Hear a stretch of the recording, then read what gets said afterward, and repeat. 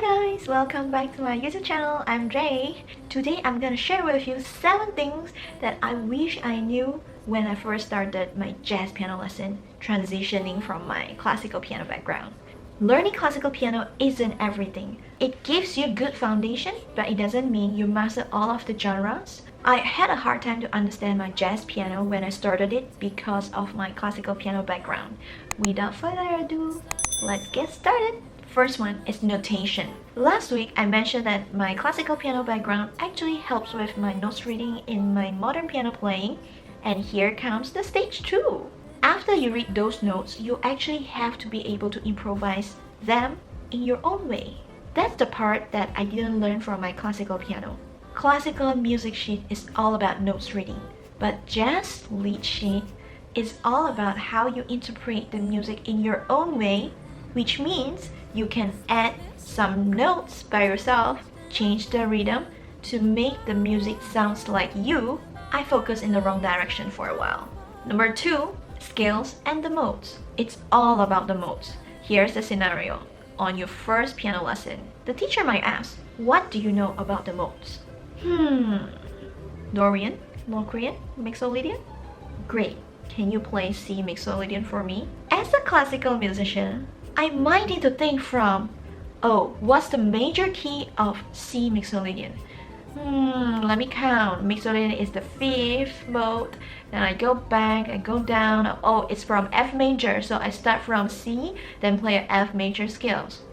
After you play the scales, then the teacher might ask, can you improvise on C Mixolydian? Then that's the time that you might get stuck. This is from my personal experience. I did not know how to recognize or identify those modes very quickly.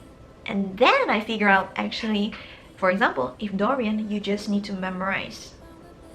It's a major scales and you flat 3rd and flat the 7th, then it's gonna be the Dorian. It's very easy, but you have to learn the way. The 3rd is the chord changes. From the last video, I mentioned that it's easier for me to learn the chord changes with my classical piano background, but it doesn't mean that I don't need to work hard to understand them. There will not be any notation for me to play those chord changes, so I have to practice a lot in order to memorize them. And that's the time that I figure out it's not about sight reading anymore. Before, intonation. Jazz intonation is way different from the classical intonation. The classical music intonation is on the score, but the jazz intonation is on the recording. You gotta listen the long notes, the short notes, the accent properly in order to play them in their style. 5. Swing feel. When I was learning swing feel from the score, I usually will see a triplet that contains a crotchet and a quiver on the top left of my music score. Is the easier way to show the music student the swing feel.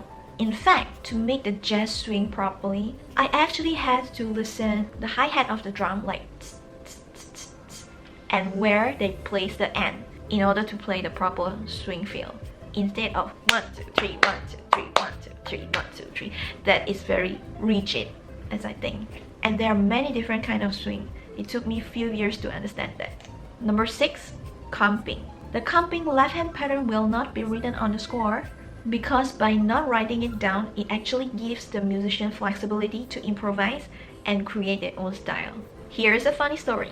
I used to rely on notation too much when my professor asked me to go home to practice the comping rhythm.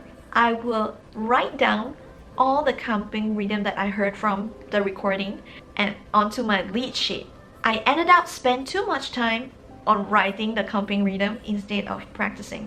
So when I went to my jazz piano lesson the next week, I couldn't play anything because it was too complicated. From that lesson, I learned that I actually have to spend more time on practicing and listening instead of writing down something that I couldn't even play. Number 7 is the way that I practice. Like I mentioned in my previous video, there is a link over here. You can practice without the actual practice on your instrument. I didn't realize that, so I was focusing on the note. But I neglected the music interpretation, so no matter how many times that I practiced, it didn't sound pretty. I was very disappointed in myself. Then I discovered the ways to practice that actual practice. It helps with my playing a lot.